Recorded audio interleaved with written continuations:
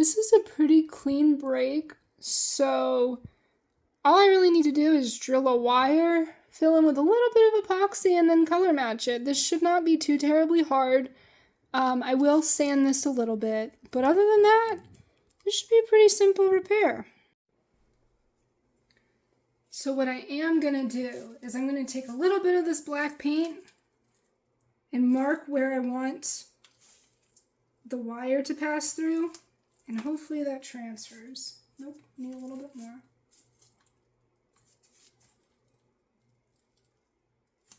All right, yep. Now we kind of know where to drill the wire. The goal is to drill in both of these black dots. That way the wire can stay straight and we'll have a much stronger repair than if the wire was going to be bent. So we're going to let this dry. Before we make any cuts or drill any holes, we're going to wrap this model. We want her to be secure and clean. We don't want paint, glue, baking soda, really anything, epoxy to go anywhere other than the general area of the ear. So we're going to go ahead and wrap her up, get her so that all we can access is that ear.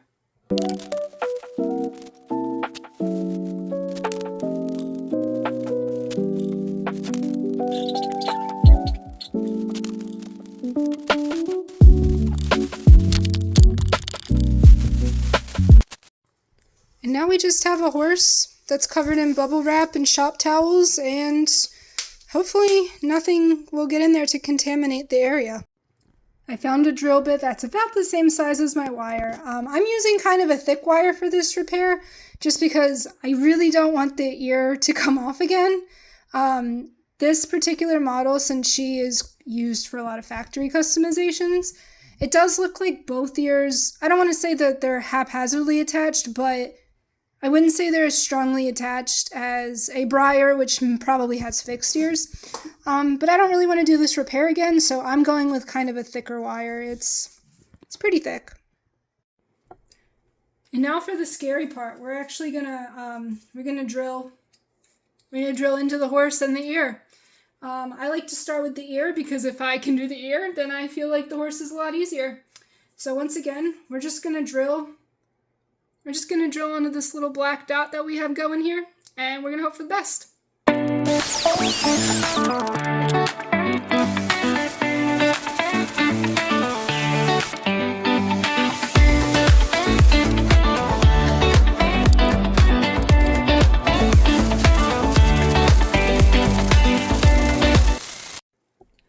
So now you should have something like this. As you can see, my piece of wire is a little long, but that's not really a big deal because we can just kind of trim that.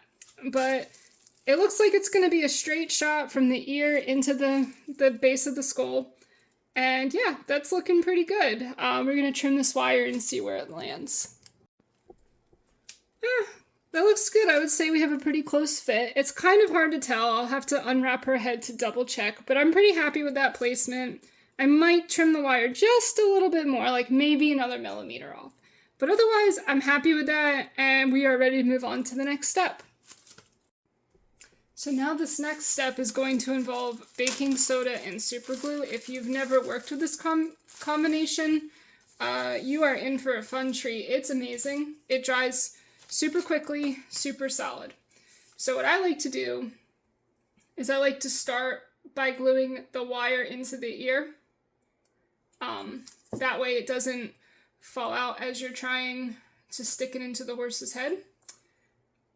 And I just put some super glue where the wire attaches, and then just kind of sprinkle / dip baking soda on the area. It will take a couple of layers. I like to let each one dry for about a minute, 30 seconds to a minute. I'll blow off the extra. After this step, after we super glue this and it's rock solid, I do like to let it sit. You can move on to gluing the rest of the ear into the horse, but I personally like to wait. I don't know. I just like to wait. I did my super glue and baking soda. I did a few layers. As you can see, it's pretty bulky, especially around that wire, but that's not really a big deal. We're gonna sand it. This stuff does sand pretty easily with a super, super coarse sandpaper. So we will sand around this wire, and we will clean up the ear. But for now, I'm gonna let this sit. Oh, another disclaimer, do not touch the baking soda super glue mix. It burns. Wear gloves. Be smarter than me. Please wear gloves. It burns.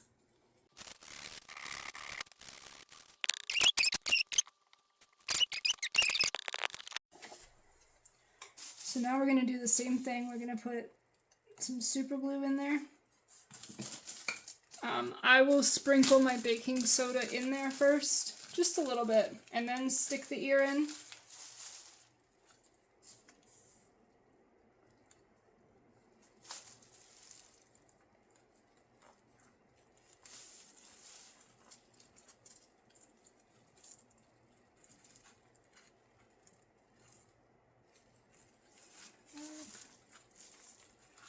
There we go.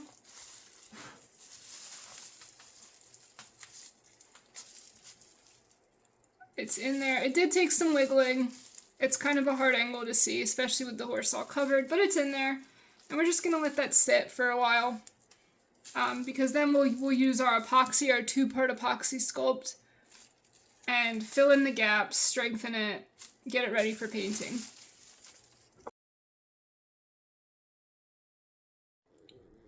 So this has had some time for the super glue to dry in the baking soda. It's pretty solidly in there. If we touch it, it doesn't move.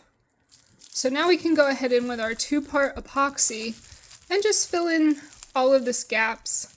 We just want it to be nice and smooth in there. A smooth repair, a stronger repair. I'm going to use this stuff, 2 parts. It's really great. It's pretty strong. It's waterproof. The color doesn't really matter. I think this is natural. But yeah, we're just going to go ahead and fill in all that area between the ear and the head.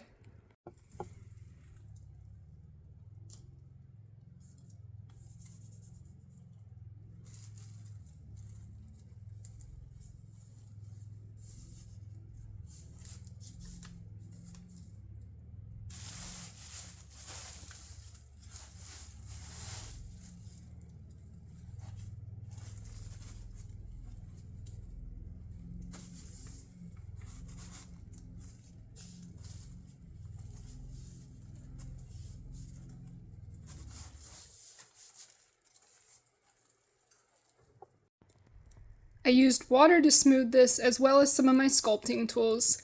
And now we just have to wait. She's a little dirty, but that's okay. After this is completely dry, I'm talking like overnight dry, we're going to do a little bit of sanding to smooth it out some more, and we'll go ahead and clean up all these little dust bunnies and stuff. It'll look good. The epoxy is dried and hardened, so now we're going to give it a quick sand and clean off the whole area. Okay, she's clean, she's dry, she's sanded. You can see that she's completely dry, there's no more water droplets. So now we're going to start painting. I'm going to airbrush my repair. You can totally hand paint it. I just like the way that the airbrush goes on very smoothly. And it's a little easier for me to color match. But you can totally hand paint it if that's your preferred method. I'll probably also use pastels as well. But we'll just see what kind of color mix I come up with and how it looks.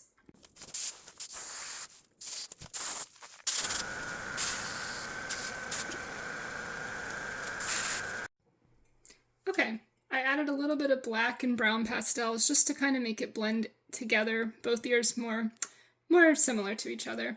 And now I'm going to seal them. Even though I didn't really do much to the ear that wasn't messed up, I still want to go ahead and seal them both because I did add those pastels to try to get them very similar looking. So I'll just go ahead and seal them both. I'll also make sure that I seal the areas surrounding the ear, any place that may have gotten a little bit of airbrush paint.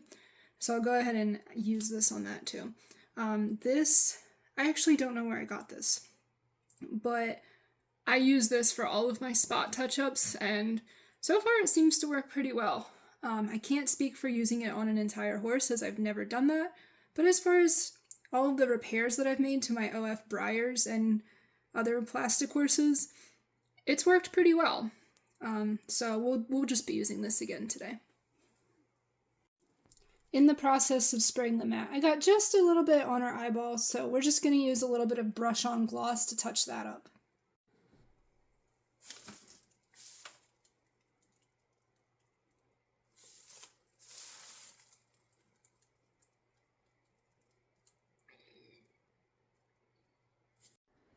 And yeah, now her ear is reattached. I may go back and add a little bit of like a semi-gloss satin to it because it does look a little noticeably flat. But other than that, it's done, it's on there, it should be pretty sturdy, and hopefully it doesn't pop off again.